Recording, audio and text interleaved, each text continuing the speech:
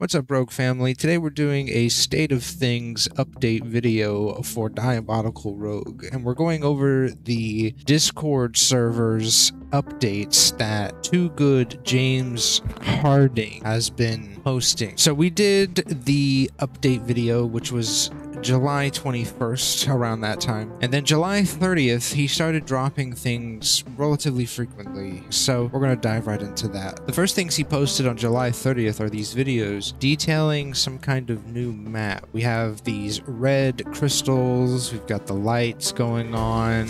The next video that he posted on July 30th is an example of the lightning effects, the weather effects that we might be seeing in the editor. Those are the two videos that were posted on July 30th. Moving into August 2nd, he posted an example of the lens flare settings for the engine. He also showed off some concept art for Weebles. We have the Super Soldier Weeble, the Soldier Weeble, the MIB Weeble, Men in Black. Then we have Sarge. You know, this type of stuff, the whimsical stuff, you know, is a lot of fun. It would be nice to see the suits have some kind of colorful personalities like this. The next thing that was shown off on August 2nd was a video showing off the VFX for, it looks like PvE spawns. The post says, testing enemy spawn mid-wave VFX early days. And I just want to take note really quick.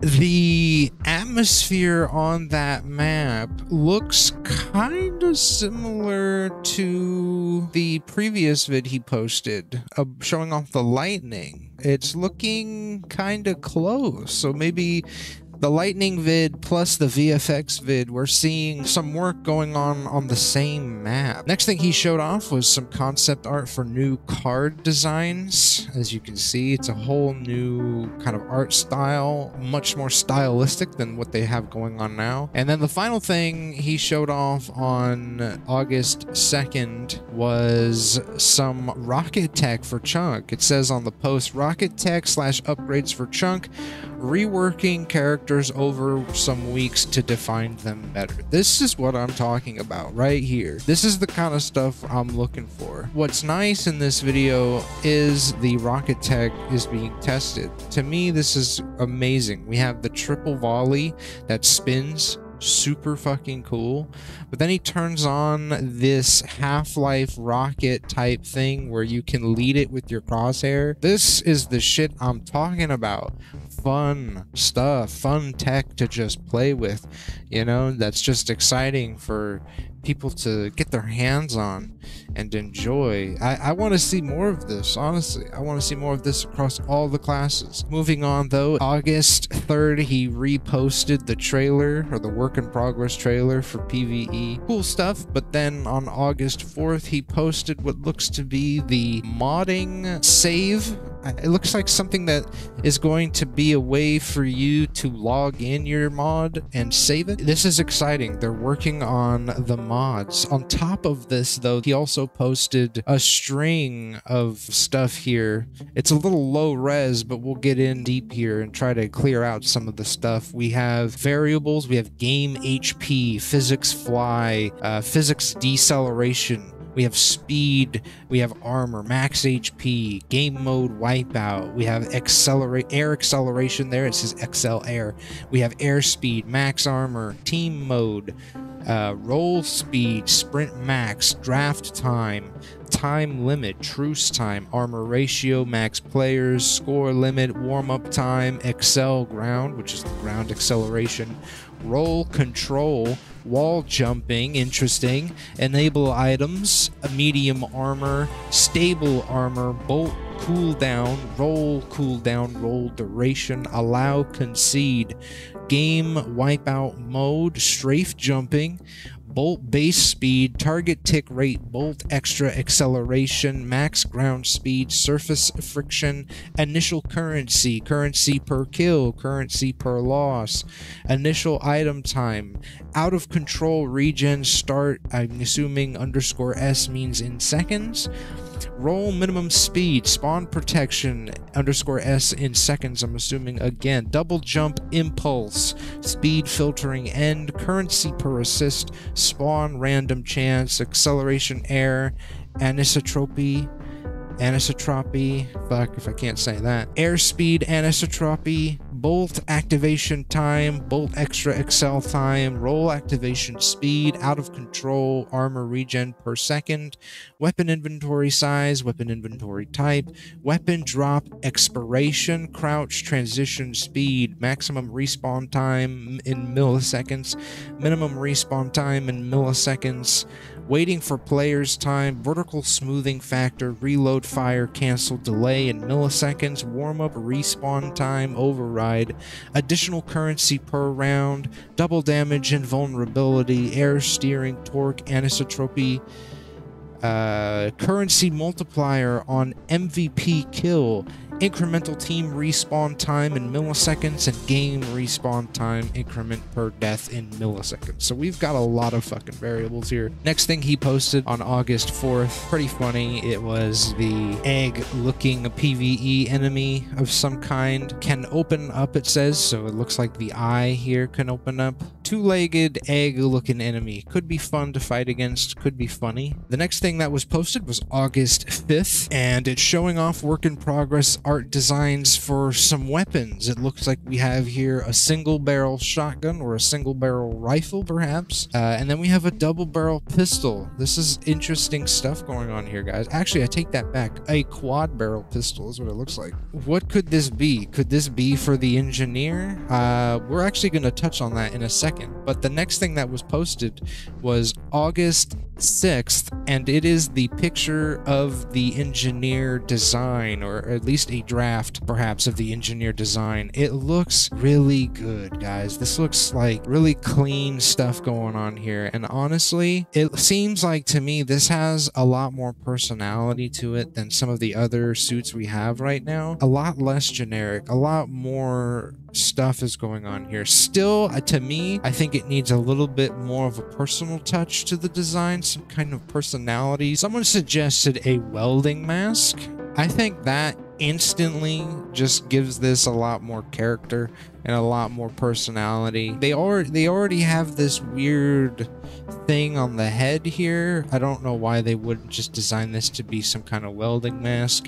Would be really cool. We already have Weebles that have welding masks, so it would make sense to at least put something on this bot to add that little flair of personality. It's strange. The Weebles actually have more personality than the suits, and yet the Weebles are supposed to be in the suits. It's almost as if the Weebles jump in the suits and they lose all sense of personality. Maybe that's a lore thing. They lose all sense of individuality. They just become part of the suit, one with the suit, and they don't want to look any certain way. Honestly, I feel like it's a gameplay thing. I would throw away that concept of we need to have the suits kind of just be these Kovacs targets. I would rather have designs with more personality, more personal touches to them that make them feel like there's something on the inside. There's a Weeble on the inside that has a personality and wants to individualize themselves from the rest of the robots. To me, at a base level though, I would like to see that. I'm sure there's going to be cosmetics that might come out somewhere along the way that add those personal touches, but still I think the base design should have just something, a little something extra to show that the Weeble inside wants to be seen as the engineer and not just a robot. I mean, let's be honest, on first glance, if I told you this was the new suit, it's not very clear that this is going to be an engineer. So, I mean, a welding mask could provide that touch, something, I don't know. It's just me. That's just my thoughts on that. But it looks cool. It looks really cool. Very different too from the designs we have right now that are very spherical. This feels very box. A lot of hard corners opposed to the suits we have now, which are very kind of, they have a lot of curves to them. So this will be a little refreshing to see on the battlefield. The next thing that was posted was on August 7th. He showed off the nav mesh for the editor. And so he's detailing some more specific ways that people in the editor are going to be able to work with the AI, right? So in the first game, the nav mesh was something that you generated over the entire map. There were some entities you can use to kind of specify on the map where exactly you wanted this to be, but it was very limited in that you had to set the entities in a very specific way to create a pseudo box. Nothing that I think a casual mapper would be able to understand at all, or even some of the regular mappers that are out here now who did a lot of work on the PvP side of Diabolical 1. I don't think a lot of people, just in general, were able to understand how the nav mesh worked and how the entities worked and limiting how the nav mesh generated. So they have this new system now where you place these dots and you create the meshes on those dots, and it's just going to be making it a lot easier to create very specific and detailed nav meshes. So this is a massive upgrade. Also, take a look. We have now officially this is very clearly one of the PvE maps, because as you can see, there are 4 player spawns right there in the back. That obviously is telling me this is the 4-player co-op mode. If we go back at some of the previous videos, this area in this map looks very contained. It looks like there's no ceiling, so it's perhaps the first video with the crystals and the kind of orange hues on the lights. I have a feeling he's just showed us both maps, or at least pieces of both maps, and what we will be able to expect. The only thing I can say, though, is that I hope that we don't respawn there constantly. Some of the issues we had in survival mode 1.0 was that you had 1 spawn and 1 respawn, and there would be an issue that would crop up in matches where people would die, respawn on the only spawn spot there is, and immediately die because enemies would be there and surround them instantly, and they would never be able to respawn. The respawn timer would periodically just grow and grow and grow, and eventually, naturally, those people would quit the match. So I'm hoping we have more diverse spawn locations. This is the start spawn, and that we'll have more spawn locations for respawns. So that's the hope right now. Looks good. I love this nav mesh stuff going on here. It's going to be great for mapping. What was next that was shown off was the Void Cannon, and the message posted with this was going to change bottom of the Void Cannon so it looks like it can shoot spheres and lasers. Looks pretty good. We have an overheating thing, so that might be good balance-wise to kind of balance out how much you can shoot with it. The Void Cannon, if people don't know, is basically the shock rifle from Unreal Tournament. In Diabolical 1, they introduced that weapon, and they called it the Void Cannon. This will be interesting. I hope this is balanced to be a little bit more in line with what they're going for now. The current rocket launcher obviously only does about 80 on direct hit, so it'll be interesting how they balance this out. What was shared next on August 7th was some concept art for a Weeble, perhaps a traveling merchant Weeble, and his beetle buddy. Look at this cute thing here. It's a beetle with a backpack on it, a couple backpacks. The Weeble's holding nuts and bolts. That's their currency as far as I know, is the nuts and bolts. So this ought to be interesting. This might be some kind of shop for the potential self-described MOBA mode. It could also be something for PvE that we might see. So we'll have to keep our eyes open as PvE gets released and as more things get released into the State of Things channel for the Discord. The next thing that was shared was another concept art for a Weeble. Looks like some kind of science Weeble looking at some type of fluid. It's nice. It's refreshing to see more personality being shown in the game, whether it's in the suits or in the Weebles. I think that's where this game can really shine. There's a lot of stuff going on in the background with, I think, the lore and the characters that is begging to have more of this personal touch. And so if they can start doing more stuff like this for the Weebles, for the suits, I think it's going to bring a lot of vibrancy to the world and a lot of that like personal touch where players can connect with a character. Even though the suits don't have voices, you can still have that connection as a player with the way